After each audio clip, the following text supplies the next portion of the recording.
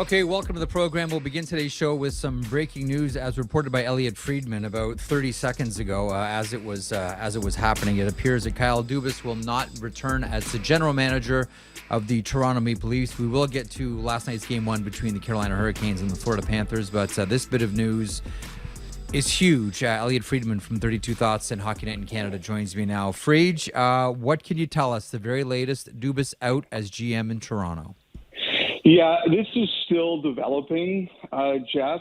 I don't have a great I don't want to guess. I've been working on this for a couple hours, and there's been with some conflicting information. So I worded my tweet a certain way. Will not be back as GM of Toronto. I'm trying to figure out exactly what happened at the end and kind of the way it all went down. But I'm still lacking a few details. But I know that he will not be back, and the Maple Leafs will have, I guess, a new GM next year. So hang on, to clarify, because a lot of this will be, and to your point about the wording in the tweet being very specific, is that to say he's done with the organization or he's done with that position? Jeff, why are you trying to trap me? I've only confirmed this 5 minutes ago. I don't have great answers on this yet. I really don't. I wasn't sure, because I think a lot, in situations like this, you know how much of it is always semantics. Okay, so that is the new lead story of the day. There was a Game 1 tonight in the Western Conference, Game 1 yesterday in the Eastern Conference, but the very latest, according to the man who broke the story, Elliotte Friedman, with us right now, it appears that Kyle Dubas will not return as general manager of the Toronto Maple Leafs next season. Jeff, let's just say it's not that it's not that it appears. He won't be back as GM. I don't think he's going to be back in the organization, but like I said, I don't know that for sure. I think what we don't really know at this point in time is if it was their decision or his decision. I think that it was, this. Let me just go back through the timeline as I understand it, because a lot of reporters, I spent a lot of time this week trying to figure this out. And basically, I think that late in the season, the Maple Leafs went to Dubas and said, "Look, you've done a really good job here, and we want to talk about an extension." And they went to him, and I think he was willing, and so they continued working towards it, and they were on the precipice of getting it done. Now, I think one of the things here, and I don't know if it was miscommunication or exactly what happened, and I don't know, but I'm going to tell you where I think this kind of went off the rails a little bit this week, and that is that I believe that Kyle Dubas's plan, and something he always said, was at the end of the season, I'm going to sit down with my family and I'm going to talk with them about how they feel. And he told them that. And I think they understood that. But as the negotiations and the conversations continued, I just think that MLSE kind of just thought that this is all going to work out. We're getting closer. We don't have any reason to believe that this won't get done, especially as they continued in the playoffs. And then, I don't know if they felt that they didn't have proper understanding of the gravity of how his family felt or anything like that, or they felt it wasn't communicated to them properly. I don't know what the answer is.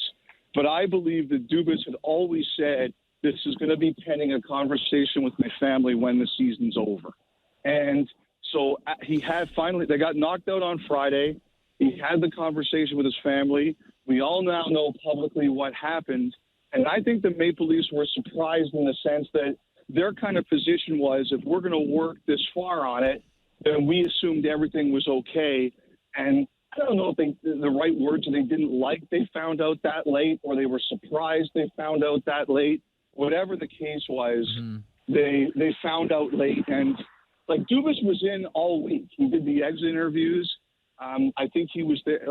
it wasn't like he was away from the office. And I think some people thought that was a good sign, but obviously we are where we are today. Okay, so the Maple Leafs just made this official. I'll read this to you. This from the Toronto Maple Leafs moments ago. Brendan Shanahan, president and alternate governor of the Toronto Maple Leafs, announced today that the club has decided to part ways with general manager Kyle Dubas. Dubas's contract is set to expire on June 30th, and he will not return as Toronto's general manager next season. Quote, I would like to thank Kyle for his unwavering dedication over these last 9 seasons with the organization, including the last 5 as general manager. Kyle fostered a great culture within our dressing room and staff and consistently pushed to make our team better season over season. We wish Kyle and his family the best moving forward and thank him for his valuable contributions. Going back to that first paragraph, the club has decided to part ways with general manager Kyle Dubas. Do you think this was a matter of we need to know by a certain time, and perhaps Dubas wasn't ready at that point to make a decision? I don't know that. I think, Shanahan's going to talk today, so we'll hear what he's got to say, and we'll hear what. But it says to me that this was as much a club decision as much as it was Dubas's decision. Yes. One of the things we kind of wondered about this week, Jeff, was this going to be a situation where we got to a point where the team was going to say, hey, this is really I don't like talking about this kind of stuff because I don't like talking about people's families. I don't think you and people like you and me, Jeff, we sign up for this. We know the rules going in, and we know that if we make a mistake or we say something stupid, we're public figures and we have to deal with that. That's the trade-off. It's like Hyman Roth from Godfather 2. This is the business we've chosen. But our families don't necessarily sign up for that. And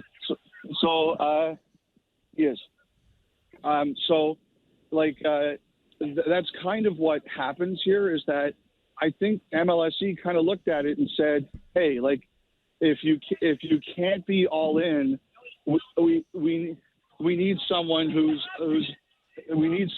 all in. And I kind of wonder if that factored into the decision.